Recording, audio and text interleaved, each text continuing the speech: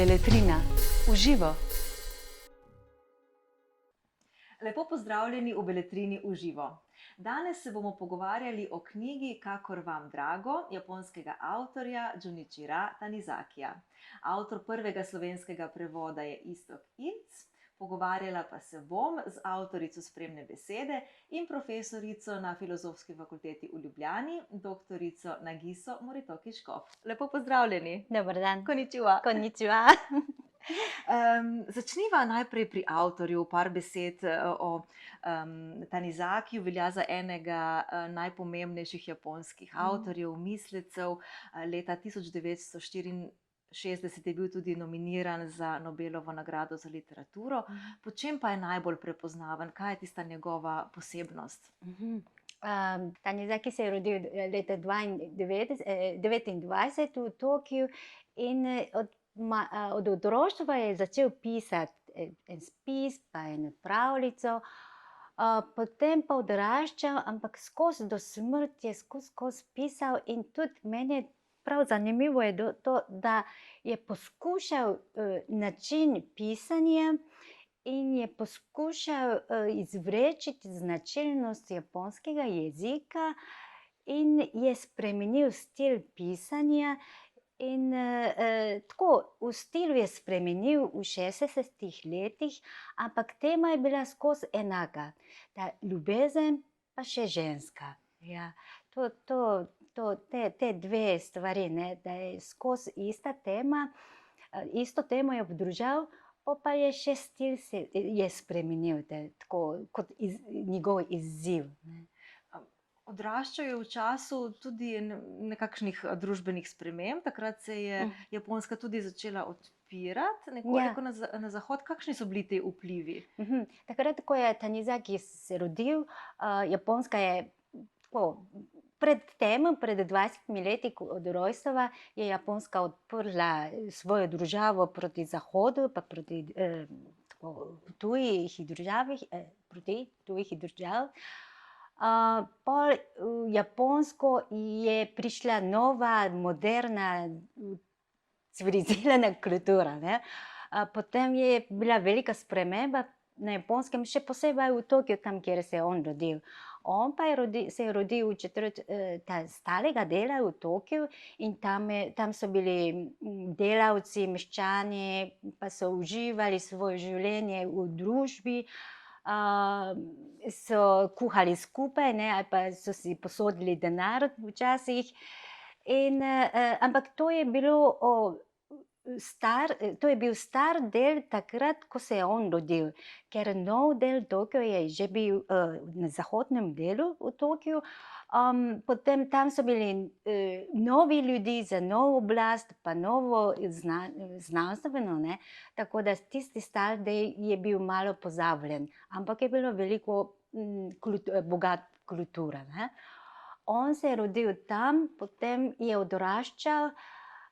Doma je oče imel tiskalno založbo oziroma tiskalno tovarno, ampak da njemu ni šlo biznis dober, tako da on ni več mogel hoditi na faks, ampak drugi te sorodniki pa prijatelji mu posodili denar, da lahko nadaljuje študirati. Ne. Taka okoliščina je bila, je pa študiral književnost, ne, to je pa tudi zanimivo, ker če hočemo uspeti v družbi, ne pa književnost, ampak medicino ali neki take prave. Na to stvari bi šel, ampak književnost se je učil, kljub tem, da doma ni imel toliko denarja. Tako da je res imel rad na to smer iti, verjetno. No, to delo, ne, Kakor vam drago, je bilo napisano pred skoraj 100 leti, leta 1929, ampak ko ga beremo, se pa sliši zelo na nek način sodobno. Gre za zgodbo Kanameja in Misako, ki sta na neki prelomnici življenja. Mogoče, če bi par besed povedali o tej osnovni zgodbi. Osnovni zgodbi, Kaname bi rad se ločil s ženo, ne. Ampak ona tudi to želi, ampak se ne najde pravega časa, kdaj se ločita, tudi zato, ker imata enega otroka. Ne morete se določiti, kdaj lahko se ločita, ampak to pa tudi mi poznamo, ne? Kdaj komu kakšne stvari povemo, a te imam rada, ali pa ne vem, te nimam več rada, bi rada se ločila. To isto temo mi imamo še vedno, ne? Kaname ima tasta, ki ima mlado ženo oziroma mlado ljubimko in živita skupaj zelo v starem načinu. Onadva sta takrat v Kansaju, to je blizu Osake, oziroma v regiji Osake, in tam živita tako kot včasih. Lepo včasih živita. In Kaname, on pa Tokiovčan, iz Tokija je priseljenec in na začetku je videl, kako živita onadva, ne, v starem načinu pa mu ne paše, ampak počasi, ko teče čas romana, pa Kaname to rada všeč, ne. To je čas verjetno tudi starosti Kaname, ali pa ne vem, sprememba človeka, oziroma sprememba človeškega okusa, pa se spremeni počasi v romanu. Ja, tako kot ste rekli, ne, pravzaprav preizpraševanje, kaj sploh je zakon, kaj drži par skupaj, in ta njuna nezmožnost odločitve, ne. Nekako en tak zanimiv citat se mi je zdel iz knjige. Ja? Pravi tako: v svoji prekomerni bolečini, ker ni mogel ljubiti žene, kot naj bi jo mož ljubil, se je samo oklepal upanja kot nekakšnih sanj, da se najde kdo, ki bi to prikupno in pomilovanja vredno ženo ljubil namesto njega. Nekako kot da želita preložiti odgovornost drug na drugega, ne, da bo drugi naredil tisti odločilni korak. Jaz ne vem, to je ta moška beseda, ne, jaz tega ne se strinjam, ampak v redu, tako je napisano. Kaj mislite točno? Aha, da je to ne. Joj, kako pa moški mislijo, ne, tako sem mislila. Ampak ja, ne morete se odločiti, ampak on pa bi rad svojo odgovornost dati nekomu. Tako, ja, ampak vse te njene dileme pa spremljajo tudi nek sram oziroma tudi nek občutek neuspeha. Kako vi vidite to ločitev takrat? Je bilo to nekaj pogostega? Ločitev na Japonskem še posebej takrat ni bil po mojem toliko tako pogosto, ne.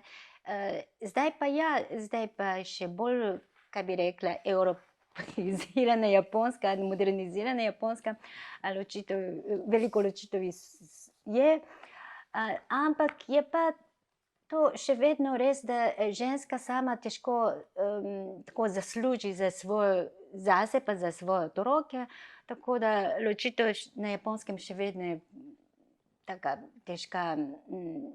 težek dogodek za družino. Ne samo zaradi, ko se reče, psihološkega problema, ampak tudi preživeti je težko. Tudi prav eksistencialnega položaja. No, v samem romanu pa nekako krivdo za ta njun razhod oziroma za razmišljanje o razhodu Misakin oče nekako pripisuje prav temu, ne, vplivom Zahoda, nekemu temu razmišljanju. Tudi veliko se pojavljajo reference na hollywoodske filme, tudi na branje 1001 noč, ne. In zdi se, da ju nekako želi potegniti na pravo pot preko tudi tega tradicionalnega gledališča Banruku, ki je zelo prisoten v samem romanu. Lahko to beremo tudi na ta način, kako ste vi to doživeli, to tradicijo? Je ta tradicija prav tudi preko tega gledališča nekako pripeljana v sam roman?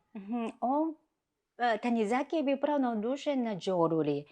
In tudi, ko je preselil v Kansaj, tole proti tako blizu Osake pa Kobe, pa tam se je naučil sam Džoruri, shamisen, pa je hodil v Bunraku, to je lutkovno gledališče, uživati, gledati.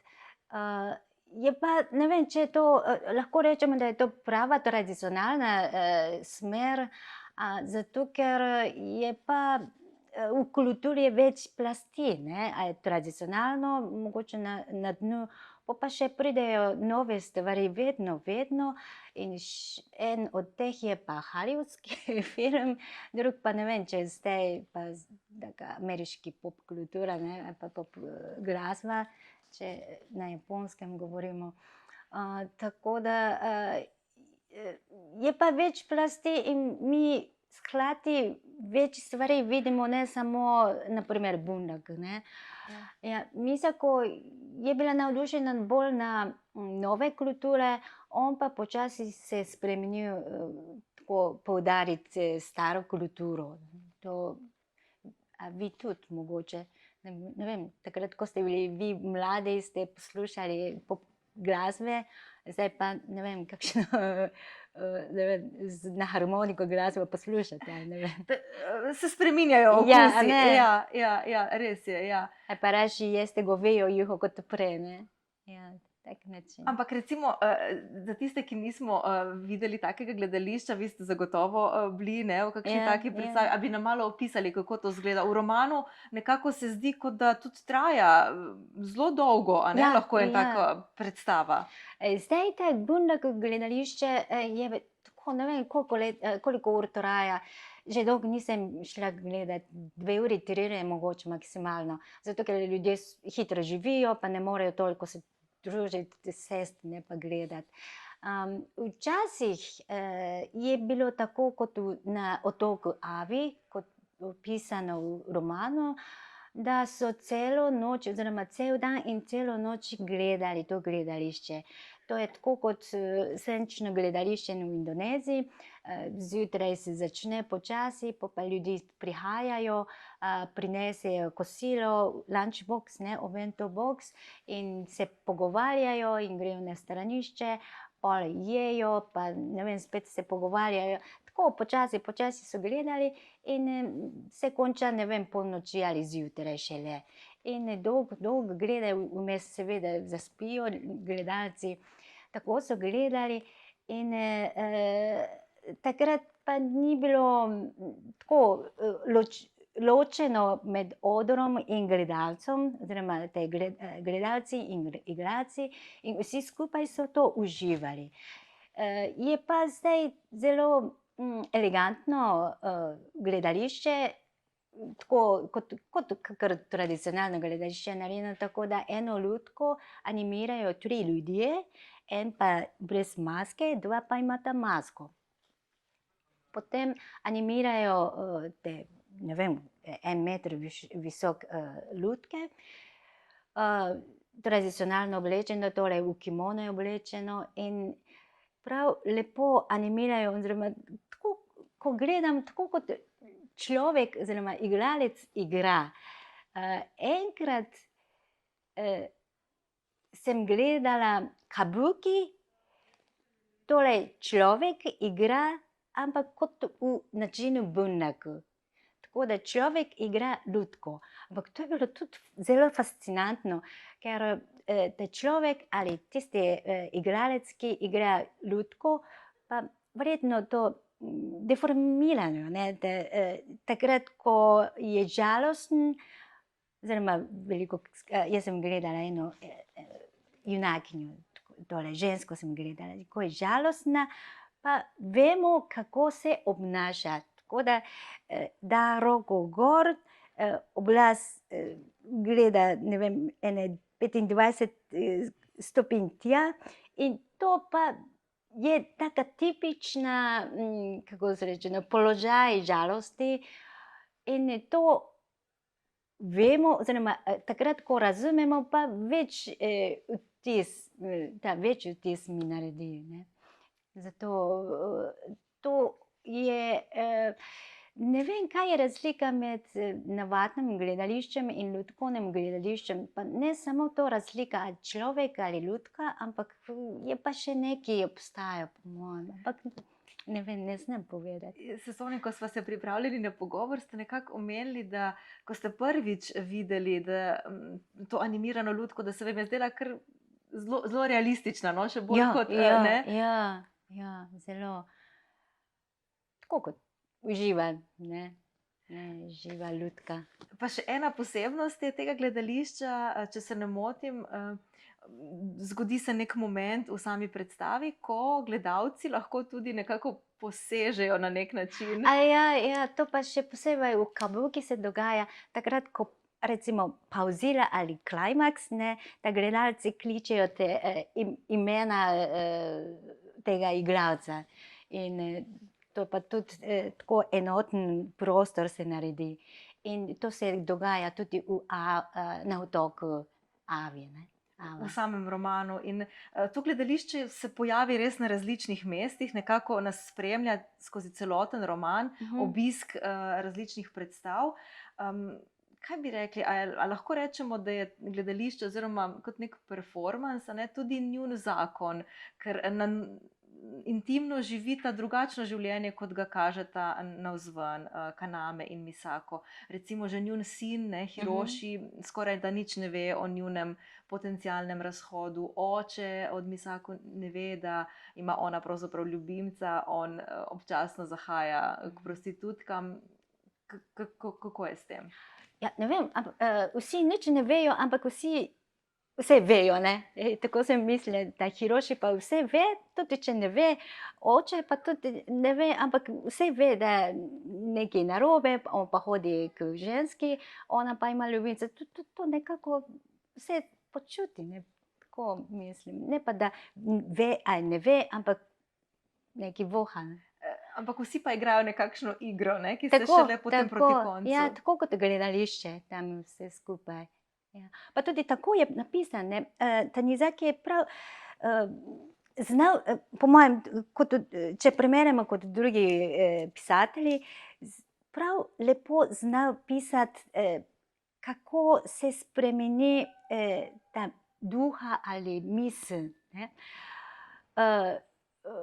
Seveda jaz, tako kot ena bralka, to mislim, pa ne vem, tako kot profesionalka, ne vem, ne, ampak je pa tako, on je enkrat govoril, da če bi on znal pisati gube ali sence duha, bi tudi lahko rokoval z francoskim psihološkim romanom. Tako je napisal, pa tudi njegov roman je eden od zelo zgodnjih, oziroma prvih prevajanih romanov v francoščino in japonščino takrat, bolj kot drugi. Dotakniva se še enega vprašanja, in tukaj je vprašanje žensk, ki nekako spremlja Kanameja. Najbolj to izvemo iz enega pogovora z bratrancem Takanatsujem, ko pravi, da po njegovem obstajata samo dva tipa žensk, materinski tip in tip lahkoživke. Nekako tako pravi. Ideja za Kanameja je bila ženska, bodisi boginja, bodisi igrača, in razlog, zakaj z Misako nista mogla dobro shajati, je bil, da v njegovih očeh Misako ni bila ne eno, ne drugo. Ja, zdi se, kot da nekako zelo tipsko to definira. Misako je pa vseeno ženska s svojimi željami, strahovi, nekako bolj moderna. Ja, ima dušo, kot tako, ne paše v te njegove kategorije. Ima dušo, pa ima svojo željo, da bi rada tako živela. Ja. To tudi se misli, da takrat so moški tako mislili. Pa se vam zdi, da je to vseeno bolj njegov, je on glavni protagonist, ki je on ta, ki se odloča glede, ki bo naredil glavno odločitev glede tega razhoda. Koliko ima tukaj Misako pravzaprav? Ne vem, ampak odločitev pa je že, Misako je že odločena, zelo, zelo. Tako da ne vem,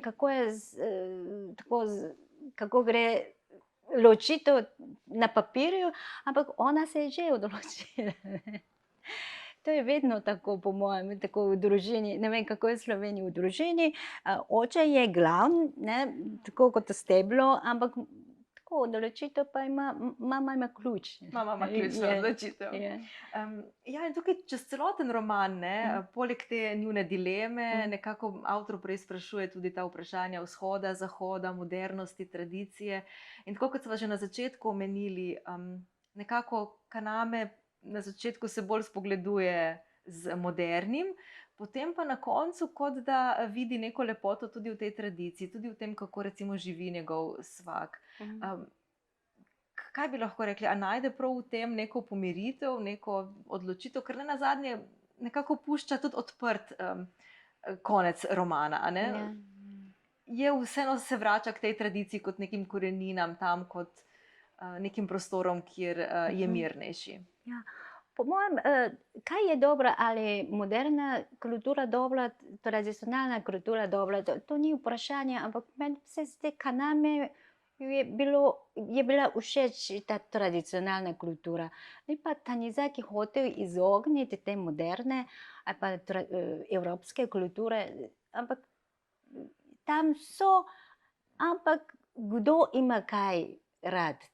To, oziroma komu kaj všeč, ne? Zato kakor komu drago. Ne? Da nekako pušča vsakemu posamezniku svobodno odločitev. Da ni on kaj imel proti, da mi vsako taka ženska. Ne vem, mogoče Tanizaki še nekaj drugega misli, ampak tako sem imela občutek od tega romana, zato je tak naslov in zato so take različni ljudi. Pač Tanizaki je bil všeč to, pa nam je bil všeč to, pač Misako pa je bila drugačna. Nekako ne obsoja, ne? Pušča odprto. Ja. Ampak, kolikor vem, je to tudi eno Tanizakijevih najbolj avtobiografskih del, tako pravijo. Tudi sam je bil 3-krat poročen. Ja, zanimivo. V čem so še kakšne podobnosti, ki ste jih našli? Na začetku jaz nisem zelo ko sem bila mlada, ne, pa nisem hotela brati Tanizakija, zato ker je bil veliko skandalov. To sem zvedla, to sem slišala, ravno zaradi tega nisem hotela brati njegovega romana. Torej, tako, da on se je poročil z eno žensko in je hotel dati prijatelju svojo ženo, ampak ne vem, preden en dan, 2 dni kot roka, ne, se je premislil in mu ni dal svoje žene in čez 10 let, pa sta se seveda kregala, ta prijatelj je bil pisatelj, in sta se kregala in pol čez 10 let je spet tako se odločil, da njemu damo svojo ženo. Pa še enkrat se je poročil za kratek čas, pa tretjič pa se je poročil tako lepo do smrti življenja. In tako nekako dokončal. Ja, svoje življenje. Ampak ravno zaradi tega bo pa tak čuden avtor, ne, tak privatno življenje imel tako kot en vihar. Pa ne vem, nisem nikako hotela brati njegovega romana, ampak tako intenzivno sem brala en čas, pa mi je bilo prav všeč, kako piše. Pa še tudi ta tema ljubezen, pa ne vem, ženska. Slučajno ta njegova tema je bila ljubezen ženska, pa še tradicionalna kultura, ampak to pa nič ne ostarijo, ne, te teme. Tako da on je 3-krat prevajal ta princ Genčija, ta zgodba princa Genčija. Zakaj je to prevajal? To je zato, ker to je bila tudi njegova tema, ta ženska ljubezen, pa ta človeški odnos. Pa še nekako je hotel poskusiti, kaj lahko naredi z japonščino. In to sem mislila, pol mi je rada zelo všeč avtor. V tej neki svoji univerzalnosti, tako kot ste rekli, sodobnosti, hkrati pa tudi jezik je zelo izmojstril prav preko prevajanja. Tako da nič ne ostari tudi čez 100 let ali pa čez 1000 let. Tako da vsekakor priporočava knjigo v branje. Ja, zelo. Hvala lepa za pogovor. Prosim, hvala vam. Vam pa hvala za spremljanje in veliko dobrega branja želim.